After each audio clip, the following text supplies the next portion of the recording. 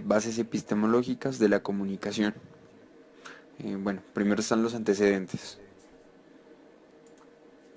Uno de los antecedentes que llevó al surgimiento de la epistemología fueron los conceptos que plantearon Marx y Engels, quienes decían que la vida material de los hombres y el carácter de una sociedad dan sustento a toda forma ideológica. Es decir, que todo lo que hacemos tiene una repercusión en la sociedad, en que somos tanto como seres humanos individuales como seres sociales. Bueno, otro de los antecedentes fue la relación que existía en el siglo XIX entre la filosofía, la cultura y la ética, que eran los grandes campos del conocimiento para ese entonces. Estas determinaron el desarrollo de la educomunicación. Bueno, también están los debates filosóficos del siglo XX, el capitalismo industrial y la filosofía idealista, que pues planteaba como los principios de la producción, los plantearon filosóficamente. Los orígenes. El origen de la educomunicación se da gracias a dos campos disciplinarios, que son la ciencia de la educación y las ciencias de la comunicación. Esto, al unir estos dos, es lo que le da una connotación científica a la comunicación. La educomunicación es pues un campo de conocimiento interdisciplinario, ya que une a estos dos. Dentro de las ciencias de la educación, Emile Durkheim planteaba que la educación es un proceso de transmisión cultural. Y dentro de las ciencias de la comunicación, algunos autores como Kedrov y A. Spirkin nos decían que la ciencia es un elemento de la cultura de las sociedades. Bueno, en el anterior siglo, o sea, antes planteaban que las ciencias sociales y las ciencias naturales, o sea, tenían como un mismo fin. Actualmente pues no se cree eso, ya que o sea, las ciencias naturales se guiaron por decir que ellos buscan lo que es real y verdadero, mientras dejaron a las ciencias sociales lo que ellos consideran, o sea, que ellas determinen qué es lo bueno. Bueno, los conceptos.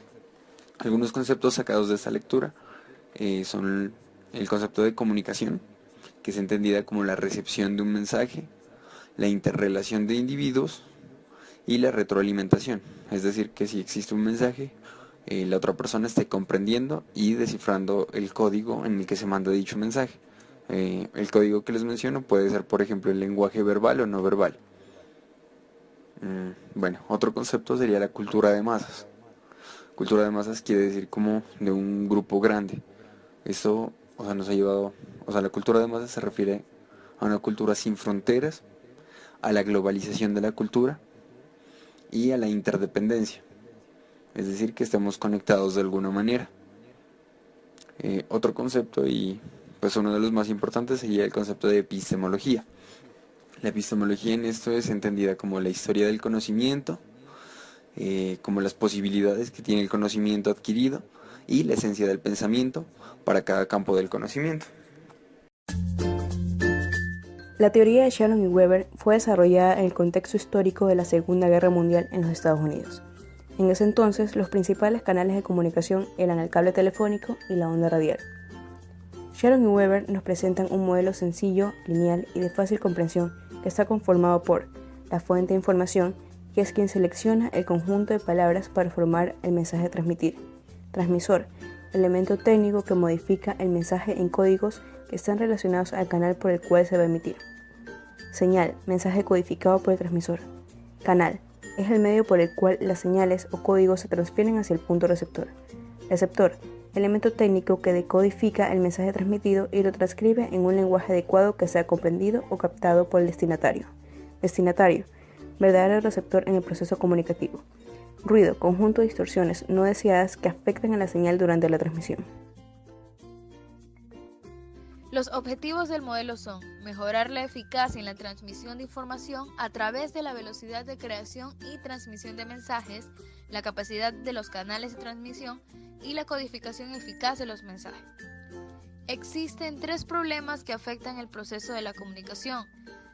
Problemas técnicos son aquellos que tienen que ver con la exactitud con la cual son transmitidos los símbolos presentes en la comunicación. Los problemas semánticos tratan el nivel de precisión de los símbolos para la transmisión de una idea y los problemas de efectividad, cómo el significado de la información afecta el pensar y el actuar del destinatario. Interferencia semántica. Se define como cualquier distorsión en el significado que ocurra en el proceso comunicativo. La información corresponde a una medida predecible de la señal. La redundancia es altamente predecible y posee un bajo contenido de información. La entropía se refiere al máximo nivel de impredecibilidad. Esta posee un alto contenido informativo. El canal es el contenedor por donde viaja la señal. El medio es la manera en cómo se convierte el mensaje en una señal para que pueda ser transmitida por el canal. Existen medios presenciales, que son aquellos medios naturales, como el habla y los gestos. Los medios representativos son medios que se basan en la cultura y la estética, como los libros, la fotografía y la pintura. Y los medios mecánicos son aquellos transmisores que complementan otros medios, como el teléfono, la computadora, la radio, los celulares y el televisor. El código es un sistema de significados en común entre una determinada población. Está conformado por signos, ya sean físicos o mentales.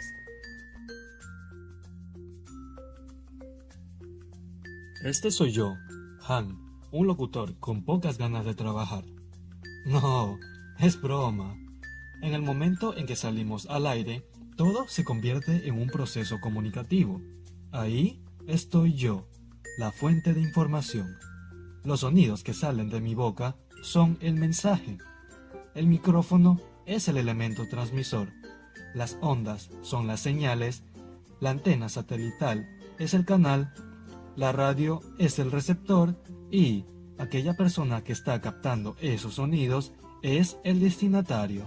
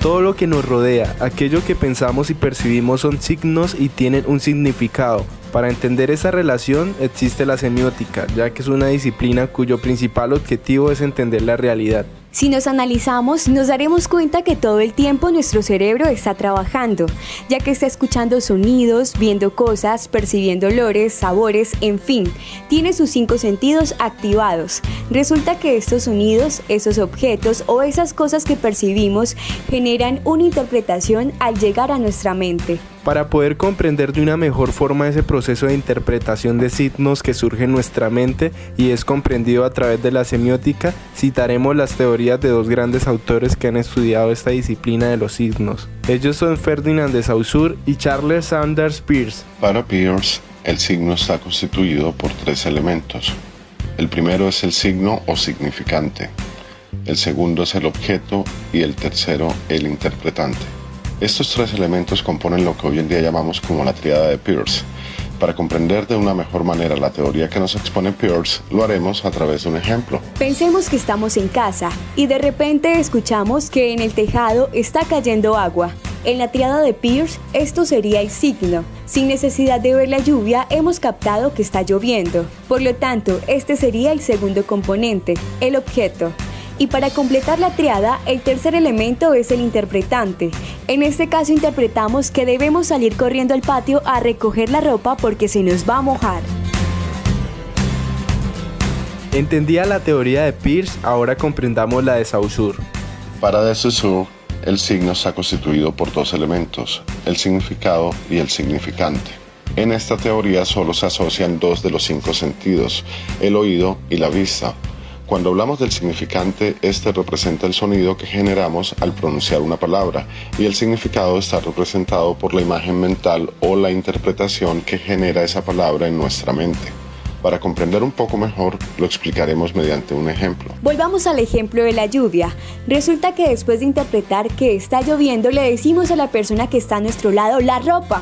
La acción de pronunciar la palabra está representada por el significante.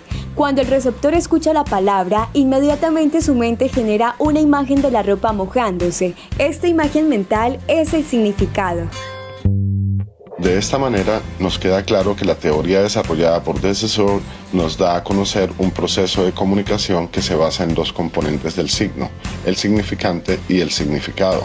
Y para Peirce, el proceso comunicativo se compone de una tríada, es decir, de 3 elementos, el signo, el objeto y el interpretante. Entonces, la semiótica pretende en que entendamos ese procedimiento de signos que se relacionan cuando se efectúa la comunicación y asimismo cuando se crea todo tipo de interrelación con el mundo que nos rodea.